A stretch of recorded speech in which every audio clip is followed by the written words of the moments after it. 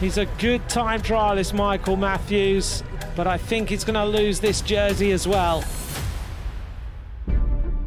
Welcome to Stage 3 of Paris-Nice 2021. It's individual time trial day, so an important outing in prospect for the overall favourites as they tackle the 14.4km course around Gien, the hometown of Pierre Rolland. A pretty flat parcours, although there is a kick up to the finish line.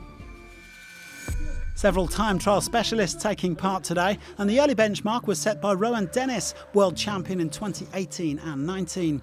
The Australian clocking 17 minutes 47 at an average speed of over 48 kilometres an hour.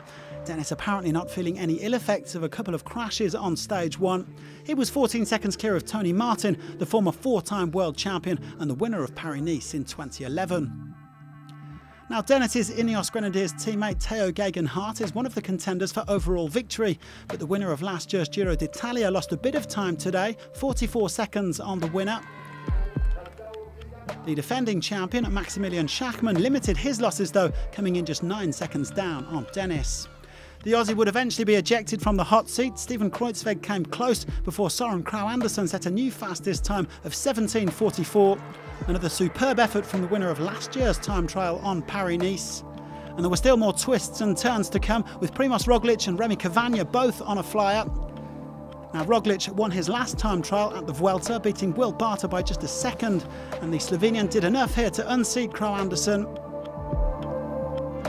But his lead was set to be short-lived, as the French time trial champion CAVAGNA went 6 seconds quicker. That looked to be enough for victory for CAVAGNA, but Stefan BISSEGGER had other ideas. A sensational ride from one of Switzerland's rising stars to snatch it by just 0.83 seconds. So the final question then on the day, could the race leader Michael Matthews hold on to the yellow and white jersey? He gave it a good go, but he finished at 23 seconds off the pace. Well, Stefan BISSEGGER turned pro with EF Education NIPPO last summer, coming third in the time trial on the Bink Bank Tour. He was then second behind the undisputed king of the discipline, Filippo Ganna, at the recent UAE Tour. This was some way for him to get his first World Tour win, the former track star beating the likes of Dennis and Roglic, and as an added bonus, he now leads the race.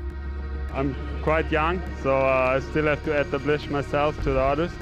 And I think I could show in this time trial as well that I'm here, and they have to be aware of me, and like time trials like that, it's really my thing. I come from the track, like the short, punchy stuff is really good for me, and it feels really great to finally show what I'm capable of and to take the win here.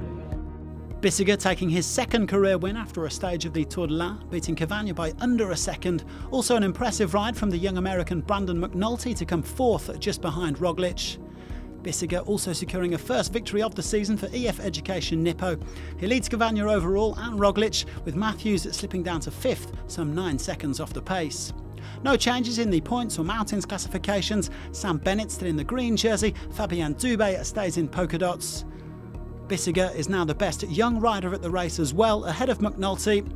But the Swiss is going to have his work cut out to defend the race lead tomorrow on a bumpy day to Chirouble, where we'll be enjoying the first summit finish of this 79th edition.